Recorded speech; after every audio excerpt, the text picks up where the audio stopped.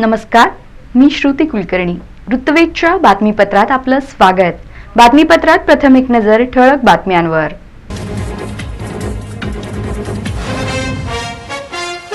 जुन्या पेन्शनच्या मागणीसाठी विविध शासकीय कर्मचारी आक्रमक. बेमुदत संपावर जात केली जोरदार घोषणाबाजी.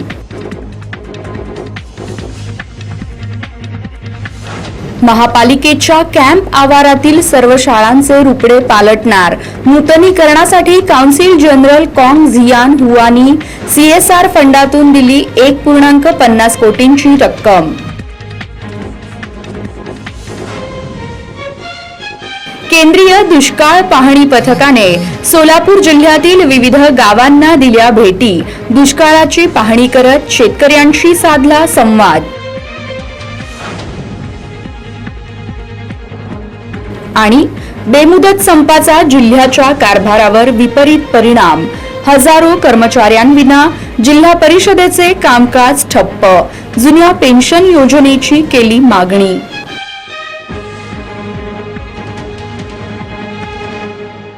बातमीपत्रात इथे वेळ झाली आहे सविस्तर बातम्यांची. जुन्या पेन्शनच्या मागणीसाठी विविध शासकीय कर्मचारी संघटनांनी बेमुदत संपावर जात जोरदार घोषणाबाजी केली.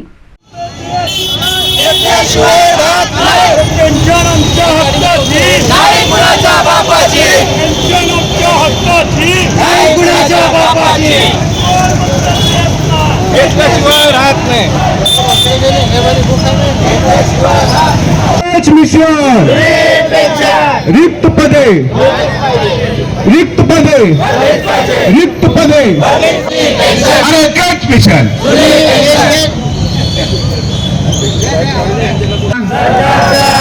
आवाज यायला पाहिजे तुम्हाला. अरे एवढी माणसं कशाला, अरे एवढी माणसं कशाला, अरे एवढी माणसं कशाला.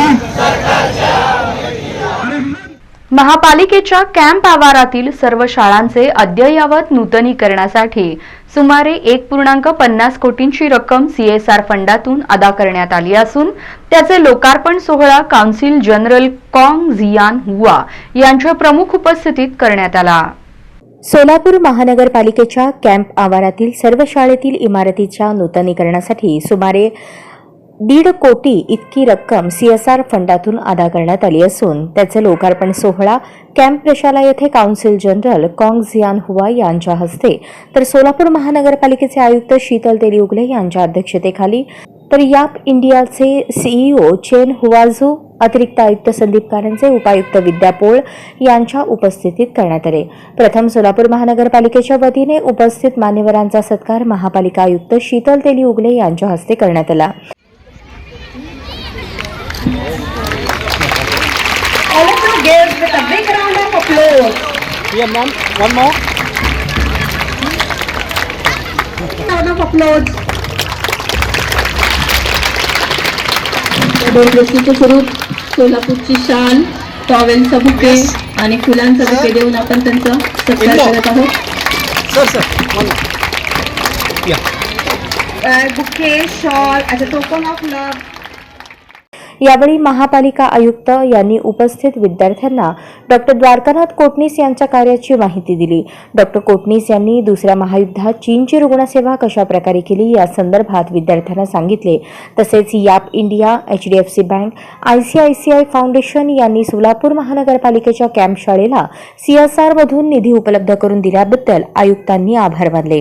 महापालिकेचे कॅम्प शाळेमध्ये याप इंडियाच्या CSR मधून सर्व शाळांसाठी पिण्याच्या पाण्याची व्यवस्था, आवारातील सर्व शाळेत रंगकाम, शाळाची दुरुस्ती, दर्शनी भागातील लोखंडी गेट, मैदानाचे सपाटीकरण, लाल माती टाकणे इत्यादी CSR मधून करण्यात आले. ICICI फाउंडेशनच्या माध्यमातून कॅम्प शाळेच्या छताची दुरुस्ती, लोखंडी खिडक्या, जाळ्या बसवणे, त्याचबरोबर सर्व शाळांमध्ये रेन वॉटर हार्वेस्टिंगचे काम करण्यात आले.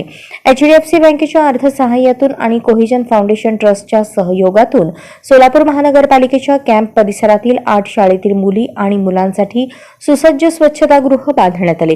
या शाळेच्या परिसरामध्ये मान्यवरांच्या हस्ते वृक्षारोपण करण्यात आले. यावेळी सहाय्यक आयुक्त शशिकांत भोसले, प्रशासन अधिकारी Javir Shaikh, vice president Santosh Madas, HDFC बँकेचे प्रातिनिधिक पदाधिकारी म्हणून क्लस्टर हेड सुनील मनहास, सोलापूर जिल्हा शाखा प्रमुख मयूर गाजरे, एरिया हेड अजिंक्य पुरवत तसेच कोहिजन फाउंडेशन ट्रस्टचे प्रकल्प व्यवस्थापक डॉक्टर दयानंद वाघमारे, ICICI बँकेचे ब्रांच मॅनेजर मनीष हुल्ले, स्वप्नील ढेकळे, मनोहर दावणे, स्नेहल पाटील, ज्ञानेश्वर बनसोडे, शाळा परिवेक्षक भगवान मुंडे, मुख्याध्यापक, कर्मचारी वृंद व विद्यार्थी उपस्थित होते. केंद्रीय दुष्काळ पाहणी पथकाकडून माळशिरस, सांगोला तालुक्यातील दुष्काळग्रस्त गावांची पाहणी करण्यात आली असून शेतकऱ्यांशी संवाद साधणार आहेत.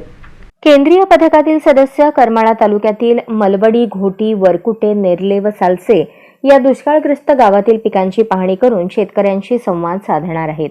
यावर्षी जिल्ह्यात कमी पाऊस झाल्याने राज्य शासनाने माळशिरस, बार्शी, सांगोला, माढा व करमाळा या 5 तालुक्यात तर जिल्ह्याच्या उर्वरित तालुक्यातील 45 महसूल मंडळात दुष्काळ जाहीर केलेला आहे. केंद्र शासनाकडूनही दुष्काळी परिस्थितीच्या अनुषंगाने शेतकऱ्यांना मदत देण्यात येते.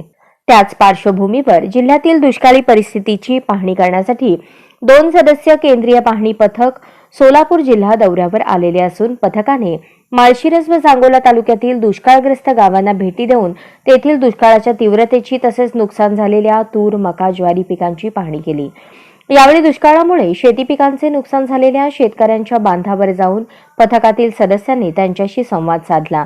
तसेच शेतकऱ्यांच्या शेतातील सिंचन विहिरी व बाजार तलावाचीही प्रत्यक्ष पाहणी करून आढावा घेतला. या दुष्काळ पाहणी पथकात केंद्र शासनाच्या पाणी पुरवठा व स्वच्छता विभागाचे अतिरिक्त सल्लागार मुरलीधरन व केंद्रीय अन्न व सार्वजनिक वितरण विभागाच्या उपसचिव सरोजिनी रावत यांचा समावेश आहे. या पथकाने सोलापूर जिल्ह्यातील दुष्काळी परिस्थितीची पाहणी सुळेवाडी तालुका माळशिरस येथून केली. येथील शेतकरी सुनील मोहन हाके यांच्या शेतातील तूर पिकाची पाहणी केली तर शेतकरी दयानंद कोळेकर यांच्या शेतातील विहिरीतील पाणी पातळीची पाहणी पथकाकडून करण्यात आली. शिंगोर्णी येथील शेतकऱ्यांच्या शेतातील दुष्काळामुळे नुकसान झालेल्या मका पिकाची पाहणी पथकाकडून करण्यात आली.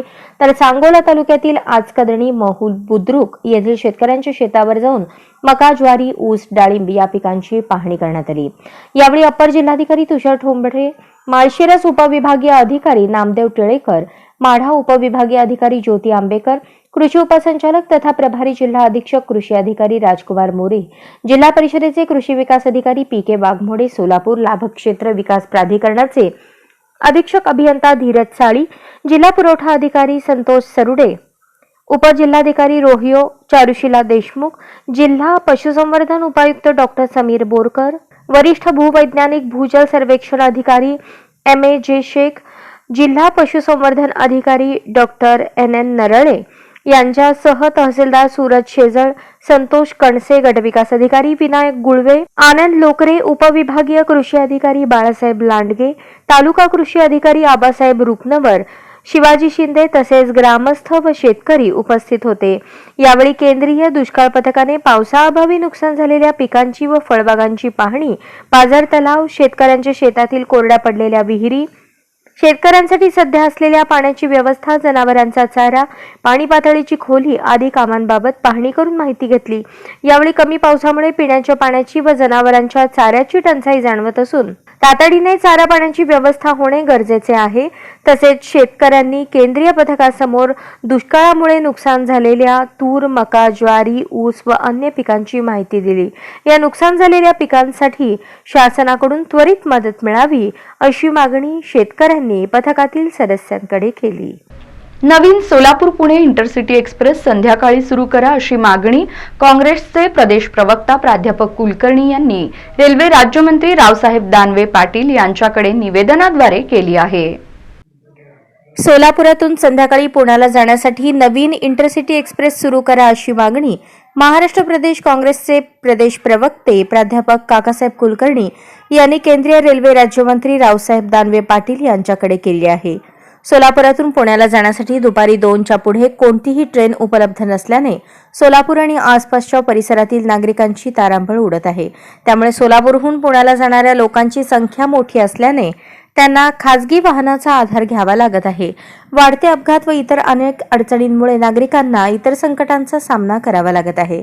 अभ्यासासाठी जाणारे विद्यार्थी, नोकरीसाठी जाणारे युवक, शेतकरी, इतर नागरिकांची संख्या मोठी असल्याने सोलापूर पुणे इंटरसिटी एक्सप्रेस सुरू करणे गरजेचे आहे, म्हणून महाराष्ट्र प्रदेश काँग्रेस कमिटीचे प्रदेश प्रवक्ते प्राध्यापक काकासाहेब कुलकर्णी यांनी नवी दिल्लीतील केंद्रीय रेल्वे राज्यमंत्री रावसाहेब दानवे पाटील यांच्या निवासस्थानी भेट देऊन सदर रेल्वे सुरू करण्याची मागणी केली. यावेळी बोलताना मंत्री रावसाहेब दानवे पाटील यांनी सोलापुरातील रेल्वे प्रवाशांचे कौतुक करत नवीन सोलापूर पुणे इंटरसिटी एक्सप्रेस सुरू करू असे आश्वासन देखील यावेळी दिले. सोलापूरहून पुण्याला जाण्यासाठी दुपारी 2च्या पुढे कोणतीही रेल्वे उपलब्ध नाही आहे आणि याचाच परिणाम म्हणून आज नागरिकांना तिकडच्या प्रवाशांना खासगी वाहनाचा आधार घ्यावा लागतो आणि याचा परिणाम म्हणून आज सोलापूर ते पुणे महामार्गावरती अपघातांची मालिका वाढत आहे, अपघातांची संख्या वाढत आहे. आणि आपण जर हे बघितलं तर निश्चितपणे हे अतिशय गांभीर्यानं आपण जर बघितलं तर हे सगळं गंभीर आहे. म्हणून देशाचे रेल्वे राज्यमंत्री आदरणीय रावसाहेब दानवे पाटील यांच्या काल दिल्लीच्या निवासस्थानी मी काल भेट घेतली आणि सोलापूर ते पुणे संध्याकाळी रेल्वे इंटरसिटी एक्सप्रेस चालू करण्याची मागणी केली. या मागणीवरती रावसाहेब दानवे पाटील यांनी सकारात्मक प्रतिसाद देत निश्चितपणे येणाऱ्या काळामध्ये आम्ही रेल्वे चालू करू असं आश्वासन देत सोलापूरच्या रेल्वे प्रवाशांचं कौतुक देखील त्यांनी केलं की आम्ही वंदे भारत ट्रेन त्या ठिकाणी चालू केली आणि सोलापूरचे नागरिक अतिशय भरभरून प्रतिसाद देत आहेत. अशा पद्धतीचं कौतुक त्या ठिकाणी त्या रावसाहेब दानवे पाटील साहेबांनी सुद्धा केलं. निश्चितपणे येणाऱ्या काळामध्ये सोलापुरातून पुण्याला जाण्यासाठी जी आम्ही रेल्वे मागणी केली या मागणीला काल दानवे पाटील साहेबांनी सकारात्मक प्रतिसाद दिला. येणाऱ्या काळात निश्चितपणे लवकरच ही रेल्वे सुरू होईल एवढीच आशा मी या ठिकाणी बाळगतो. पीपल्स रिपब्लिक ऑफ चायनाचे council general Kong Xian Hua यांनी डॉक्टर कोटणीस स्मारकास भेट देत डॉक्टर कोटणीस फ्रेंडशिप स्कूल चालविण्याचा निर्णय घेतला आहे. डॉक्टर द्वारकानाथ कोटणीस यांनी चीनमध्ये अडचणीच्या काळात येऊन आरोग्य सेवा दिली. दुसऱ्या महायुद्धात जपानने चीनवर आक्रमण केलेले असताना डॉक्टर कोटणीस चीनला गेले होते. तिथे त्यांनी वैद्यकीय मोहिमेत भाग घेऊन 4 वर्ष रुग्णसेवा केली. रुग्णसेवा करत असताना त्यांनी प्राणांची आहुती दिली. त्यांचे कार्य अतुलनीय आहे. चीन हे कधीही विसरणार नाही. त्यांचा मैत्रीचा वारसा पुढे चालू ठेवणार आहोत असे सांगतानाच उज्ज्वल भविष्यासाठी भारत चीन मैत्रीचे संबंध अधिक दृढ राहतील अशी ग्वाही चीनचे काउन्सिल जनरल कॉंग झियांग हुआ यांनी सोलापूर भेटीप्रसंगी दिली. चीनचे काउन्सिल जनरल कॉंग झियान हुआ यांच्यासह शिष्टमंडळाने बुधवारी दुपारी महापालिकेच्या इंद्रभवन इमारतीला भेट दिली. प्रारंभी महापालिका आयुक्त शीतल तेली उगले यांनी त्यांचे पुष्पगुच्छ देऊन स्वागत केले. दरम्यान विविध विषयांवर यावेळी चर्चा झाली. डॉक्टर कोटणीस यांनी चीनमध्ये बजावलेली वैद्यकीय सेवा ही सदैव स्मरणात राहणार आहे. त्याबद्दल आम्ही कृतज्ञ आहोत. तेव्हा डॉक्टर कोटणीस यांच्या स्मरणार्थ डॉक्टर कोटणीस फ्रेंडशिप स्कूल चालवण्याचा निर्णय याप इंडिया ऑटोमोटिव्ह या चायनीज कंपनीने घेतला होता. त्या अनुषंगाने महापालिकेची कॅम्प शाळा ही याप इंडिया ऑटोमोटिव्हच्या CSR फंडातून शाळेचे नूतनीकरण करण्यात आले असून या नूतनीकरण करण्यात आलेल्या शाळेचे हस्तांतरण कॅम्प प्रशाला येथे होणार आहे. दरम्यान डॉक्टर कोटणीस यांनी वैद्यकीय क्षेत्रात चीनच्या युद्धात मोठे योगदान दिले. त्यांच्या स्मरणार्थ चीनने सोलापूर शहरातील महापालिकेचा एखादा दवाखाना किंवा प्रसूतीगृह दत्तक घ्यावे असा प्रस्ताव महापालिकेच्या आयुक्त शीतल तेली उगले यांनी मांडला. त्या संदर्भात ते सकारात्मक विचार करणार आहेत अशी माहिती महापालिकेच्या आयुक्त शीतल तेली उगले यांनी दिली. त्यानंतर सोलापुरातील डॉक्टर द्वारकानाथ कोटणीस स्मारकास भेट दिली. चीनचे council general Kong Xian Hua यांनी येथील डॉक्टर द्वारकानाथ कोटणीस यांच्या पुतळ्यास पुष्पचक्र अर्पण करून मनोभावे अभिवादन केले. त्यानंतर महापालिका आयुक्त शीतल तेली उगले यांनी या स्मारकासंदर्भात अधिक माहिती दिली. चीनचे council general Kong Xian Hua यांनी स्मारकातील म्युझियममधील सर्व छायाचित्रे पाहिली. तसेच चीनचे जनरल माओ त्से यांनी यावेळी पाठवलेले कृतज्ञता संदेश पत्र त्यांना दाखवले. त्या संदर्भात माहिती घेतली व समाधान व्यक्त केले. यावेळी निवृत्त पोलीस उपअधीक्षक मोहिते यांनी डॉक्टर कोटणीस स्मारक येथे घेण्यात येत असलेल्या चायनीज भाषा वर्गाची माहिती दिली. यावेळी महापालिकेचे अतिरिक्त आयुक्त निखिल मोरे, उपायुक्त विद्यापोळ, याप इंडिया ऑटोमोटिव्हचे अध्यक्ष सहाय्यक आयुक्त शशिकांत भोसले, डॉक्टर कोटणीस स्मारकचे व्यवस्थापक प्रदीप जोशी, उपअभियंता किशोर सातपुते, उद्यान सह अधीक्षक स्वप्नील सोलनकर यांच्यासह अधिकारी उपस्थित होते. मर्यादा पुरुषोत्तम प्रभू श्री रामचंद्र जन्मभूमी तीर्थक्षेत्र अक्षता मंगल कलश यात्रा गुरुवारी श्री कपिल सिद्ध मल्लिकार्जुन मंदिरापासून काढण्यात आली. श्रीराम जन्मभूमी तीर्थक्षेत्र अयोध्या अक्षता मंगल कलश यात्रा गुरुवारी श्री कपिल सिद्ध मल्लिकार्जुन मंदिरापासून ते श्री कसबा गणपती मंदिरापर्यंत अक्षता मंगल कलश यात्रा सवाद्य मिरवणूक काढण्यात आली. यामध्ये जंगम, बटूक, डमरूवादक आणि सनई चौघडा आणि संबळ यांचा समावेश होता. मिरवणूक मार्गावर अनेक माता भगिनींनी आरती करून स्वागत करत पुष्पवृष्टी केली. कसबा गणपती मंदिरात आल्यावर उत्सव समितीचे अध्यक्ष शशिकांत बिराजदार सपत्नीक यांच्या हस्ते कलशाची पूजा करण्यात आली.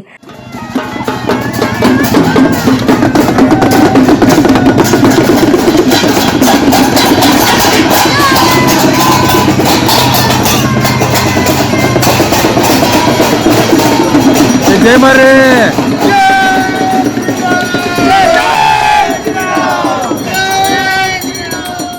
यावेळी रुद्र पठण करण्यात आले.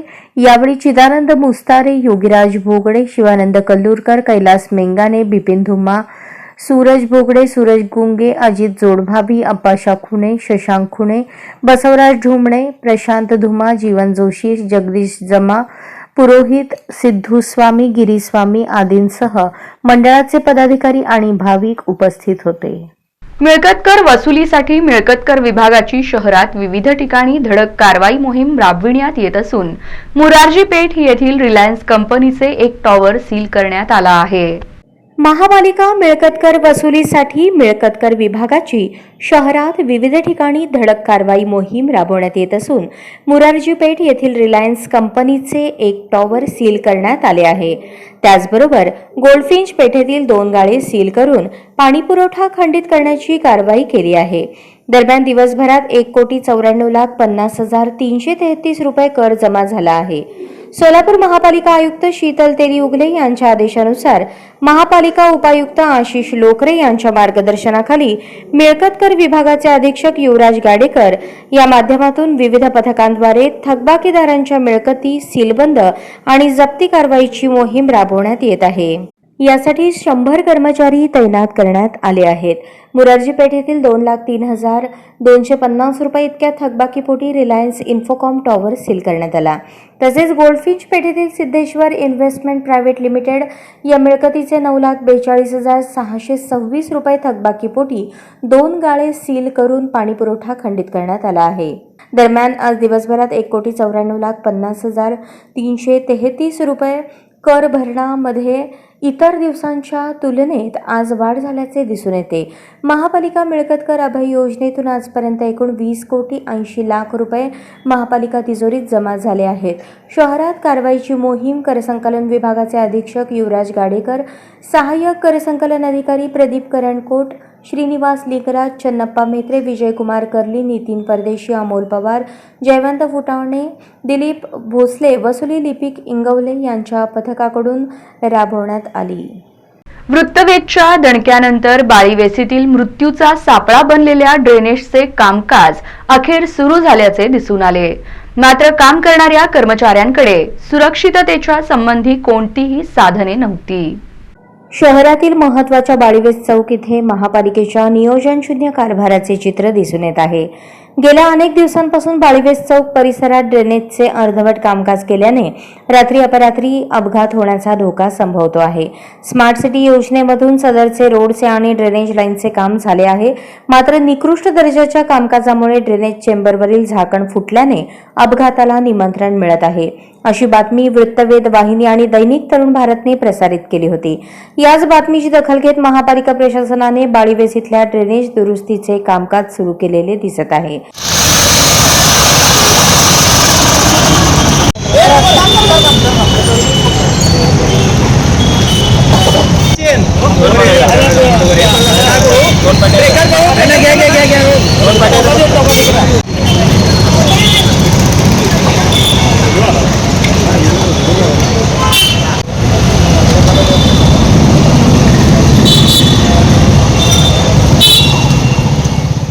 दरम्यान काम करण्यास आलेल्या कामगारांकडे ड्रेनेज लाईनमध्ये उतरून काम करताना सुरक्षिततेचे कोणतेही साधन दिसून आले नाही.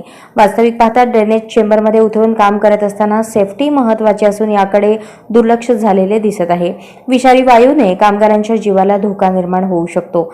अशा घटना यापूर्वी घडल्या असून देखील याकडे महापालिका प्रशासन आणि संबंधित ठेकेदारांनी दुर्लक्ष केल्याचे दिसत आहे. कामगार देखील आपल्या जीवावर उदार होऊन काम करत असल्याचे चित्र दिसत आहे. एकीकडे स्मार्ट सिटीच्या नियोजन शून्य आणि भोंगळ कारभारामुळे नागरिकांच्या जीवावर बेतले जात असताना आता दुसरीकडे ड्रेनेजचे काम करताना देखील कामगारांच्या सुरक्षेचा प्रश्न ऐरणीवर आला आहे. महापालिका प्रशासन, झोन विभाग आणि संबंधित अधिकारी यांनी याकडे गांभीर्याने पाहण्याची गरज निर्माण झाल्याचे सांगण्यात येत आहे. जिल्हा क्रॉस कंट्री स्पर्धेत अक्कलकोट आणि सांगोल्याचे वर्चस्व राखले असून स्पर्धेचा पारितोषिक वितरण सोहळा महेश कोठे यांच्या हस्ते उत्साहात संपन्न झाला.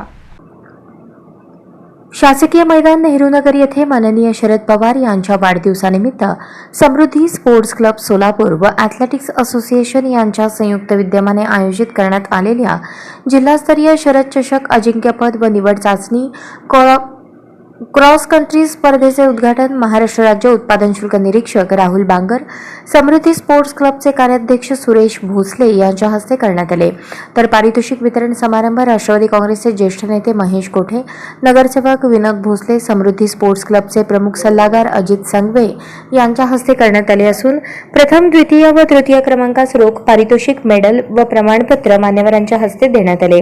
यावेळी ॲथलेटिक्स असोसिएशनचे सचिव प्राध्यापक राजू पॅटी, समृद्धी स्पोर्ट्स क्लबचे सचिव संजय सावंत, उत्पादन शुल्क अधिकारी माननीय उषा मिसाळ, अलीम शेख, कार्यकारी अध्यक्ष शोएब बेगमपुरे, असोसिएशनचे खजिनदार दशरथ गुरव, समृद्धी स्पोर्ट्स क्लबचे ॲथलेटिक्स उपाध्यक्ष अविनाश गोडसे, स्पोर्ट्स क्लबचे पदाधिकारी फैज अहमद बेगमपुरे, संजय अंबोले, संतोष खेंडे यांची उपस्थिती होती. ही स्पर्धा यशस्वी करण्यासाठी असोसिएशनचे सूर्याजी लिंगडे, श्रीरंग खांडेकर, पप्पू पॅटी, समृद्धी स्पोर्ट्स क्लबचे जीवन इंगळे, व्यंकप्पा शेंडगे, संतोष जाधव, बीडी राठोड, शहनवाज मुल्ला, पुंडलिक कलखामकर, शिवाजी वसपटे, रवींद्र चव्हाण, गणेश कुडले, महेश चव्हाण यांनी विशेष प्रयत्न केले. या ठिकाणी करण्यात आलेला आहे. आजच्या या कार्यक्रमासाठी प्रमुख पाहुणे म्हणून माननीय राहुल बांगरजी, निरीक्षक उत्पादन शुल्क, माननीय मनीषा मिसाळ, दुय्यम निरीक्षक उत्पादन शुल्क, तसेच माननीय अलीम शेख, साहेब दुय्यम निरीक्षक उत्पादन शुल्क. जोडून घे, जोडून पुढे किती रे, सोळा आहे का ते बाळा बघणार आम्ही रेडी म्हणलं की फ्लॅग वर जाईल. आलं लक्षात? मला ऑन युअर मार्क म्हणणार, तुम्ही जागेवर उभारलाच होता, फक्त ऑन युअर मार्क म्हणणार आणि फ्लॅग वर जाईल. ऑन युअर मार्क, चलो चला कुठलं बरं का, एक जोडून घे, जोडून सोलापूर जिल्हा परिषदेचे कामकाज ठप्प झाले. जुनी पेन्शनच्या मागणीसाठी काही कर्मचारी संघटना संपात सामील झाल्या, तर अनेक संघटनांचा संपाला पाठिंबा पण प्रत्यक्षात सहभाग दिसून आला नाही. जुनी पेन्शन लागू करणे, कंत्राटी कर्मचारी सेवेत कायम करणे या दोन प्रमुख मागण्यांसाठी सोलापूर जिल्हा परिषदेमध्ये कर्मचाऱ्यांनी बेमुदत संप केला आहे. गुरुवारपासून कर्मचाऱ्यांनी जिल्हा परिषदेसमोर एकत्र येऊन आंदोलन करत निदर्शने केली. काही संघटनांनी या संपाला पाठिंबा दिला, पण प्रत्यक्ष सहभाग मात्र नोंदवण्यात आला नाही. जिल्हा परिषदेमधील जिल्हा परिषद लिपिक वर्गीय संघटना, जिल्हा परिषद कर्मचारी महासंघ, जिल्हा परिषद लेखा संघटना, अंगणवाडी पर्यवेक्षिका संघटना, जिल्हा परिषद कृषी संघटना, जिल्हा परिषद कंत्राटी कर्मचारी युनियन, जिल्हा परिषद दिव्यांग संघटना या संघटनांनी संपामध्ये सहभाग नोंदवला आहे. परंतु जिल्हा परिषदेमधील मागासवर्गीय बहुजन कर्मचारी संघटना, जिल्हा परिषद कर्मचारी युनियन, जिल्हा परिषद कास्ट्राईब कर्मचारी संघटना या संघटनांनी सहभाग नोंदवला नाही. या संपामध्ये लिपिक वर्गीय संघटनेचे अविनाश गोडसे, कर्मचारी महासंघाचे दिनेश बनसोडे, सचिन मायनाळ, सुरेश राठोड, लेखा संघटनेचे उमाकांत राजगुरू, अनिस मित्रस, कंत्राटी कर्मचारी संघटनेचे सचिन जाधव, दिव्यांग संघटनेचे लक्ष्मण वंजारी, महिला संघटनेच्या ज्योत्स्ना साठे, ज्योती रामकांत यावेळी नेतृत्व केले. माध्यमांशी आपली भूमिका स्पष्ट करताना जुनी पेन्शन योजना लागू झालीच पाहिजे, जुनी पेन्शन ही काळाची गरज आहे, कंत्राटी कर्मचाऱ्यांना सेवेत कायम केले पाहिजे अशी मागणी केली.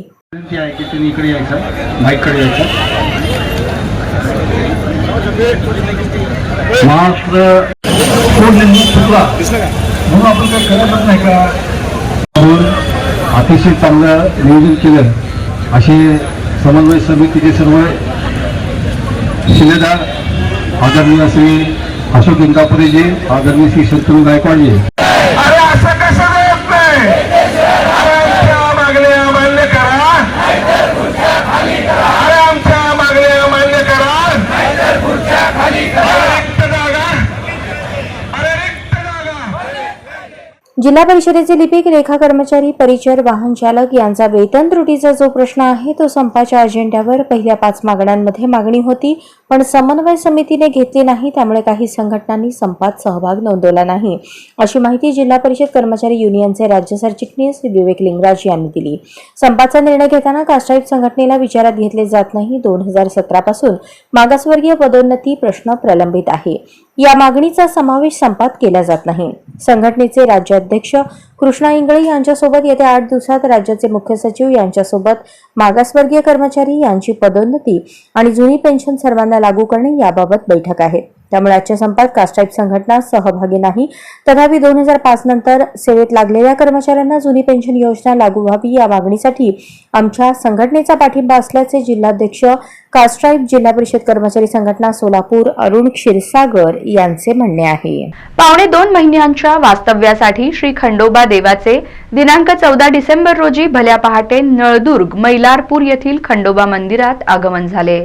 पावणे 2 महिन्यांच्या वास्तव्यासाठी श्री खंडोबा देवाचे 14 डिसेंबर रोजी भल्या पहाटे नळदुर्ग येथील खंडोबा मंदिरात आगमन झाले. श्री खंडोबा देवाचे नळदुर्ग शहरात आगमन होताच थंडीची तमान बाळगता नळदुर्ग शहरवासियांनी देवाचे जोरदार स्वागत केले.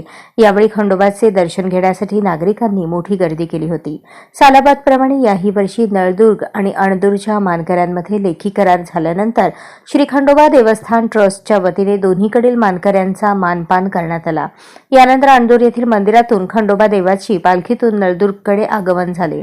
यानंतर अणदूर येथील मंदिरातून श्री खंडोबा देवाचे पालखीतून नळदुर्गकडे मार्गक्रमण झाले. यावेळी नळदुर्ग शहरातील श्री खंडोबा देवाचे वारकरी, नागरिक व वारू मोठ्या संख्येने उपस्थित होते.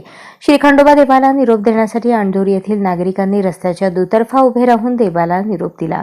पालखीतून वाजत गाजत खंडोबा देवाचे भल्या पहाटे नळदुर्ग शहरात आगमन झाले. यावेळी शहरवासियांनी खंडोबा देवाचे जोरदार स्वागत केले. यावेळी खंडोबा मंदिराकडे जाणाऱ्या रस्त्यावर आकर्षक रांगोळी काढून महिलांनी भल्या पहाटे खंडोबाचे औक्षण करून दर्शन घेतले. यावेळी रस्त्याच्या दुतर्फा नागरिक मोठ्या संख्येने दर्शनासाठी उभे होते.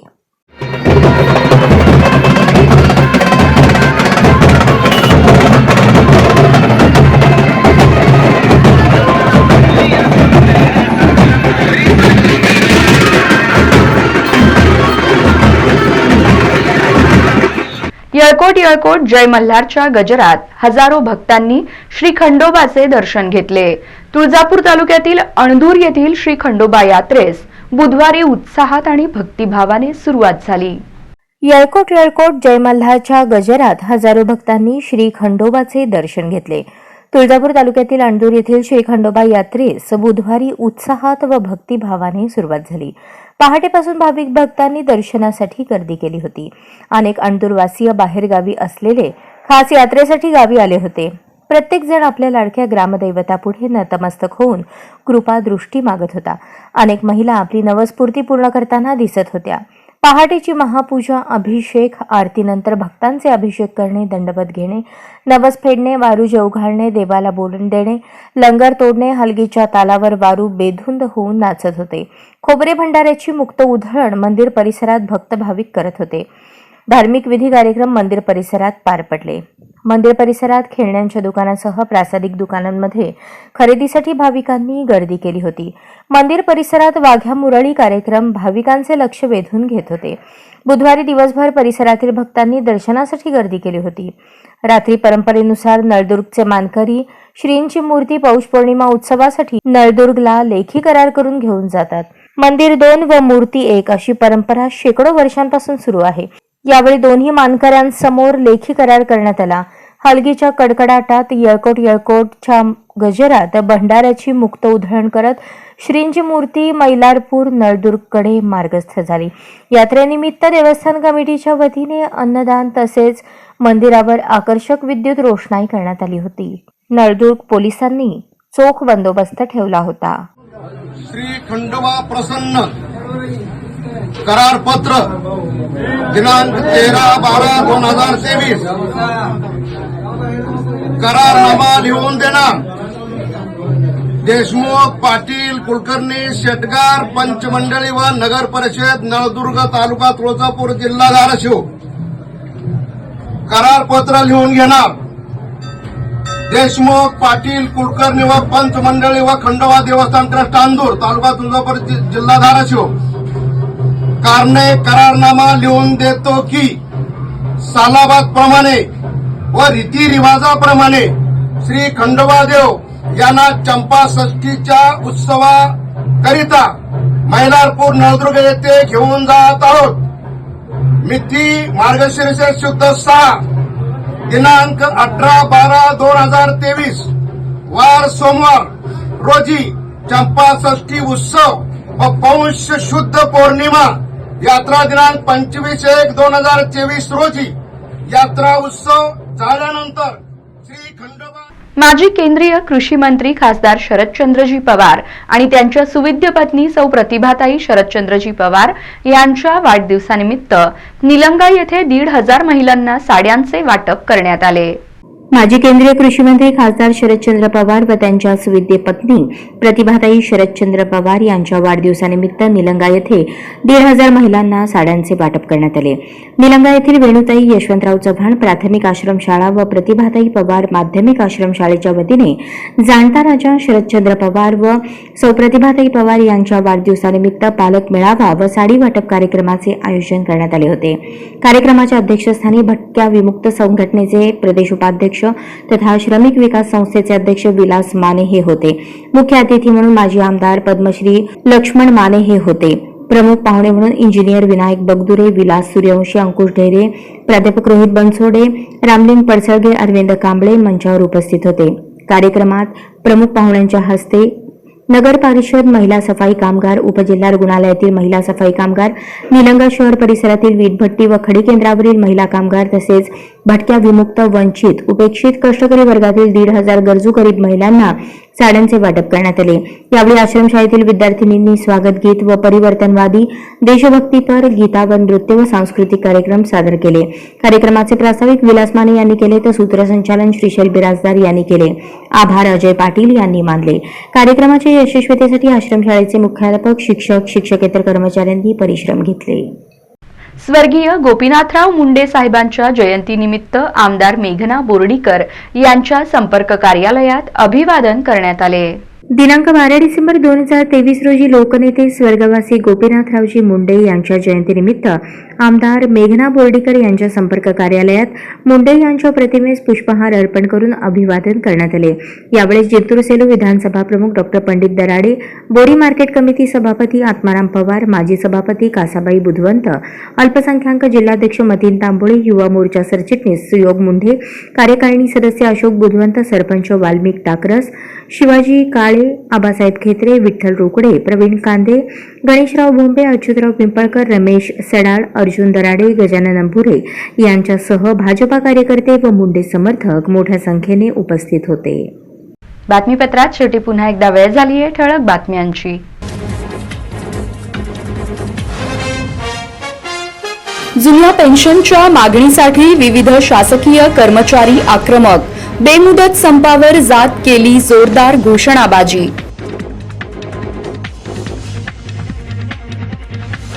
महापालिकेच्या कॅम्प आवारातील सर्व शाळांचे रुपडे पालटणार, नूतनीकरणासाठी काउन्सिल जनरल कॉंग झियान हुआनी CSR फंडातून दिली 1.50 कोटींची रक्कम.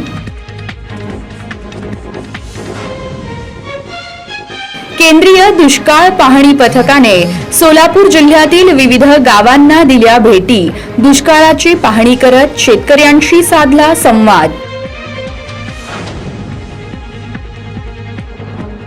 आणि बेमुदत संपाचा जिल्ह्याच्या कारभारावर विपरीत परिणाम, हजारो कर्मचाऱ्यांविना जिल्हा परिषदेचे कामकाज ठप्प, जुन्या पेन्शन योजनेची केली मागणी.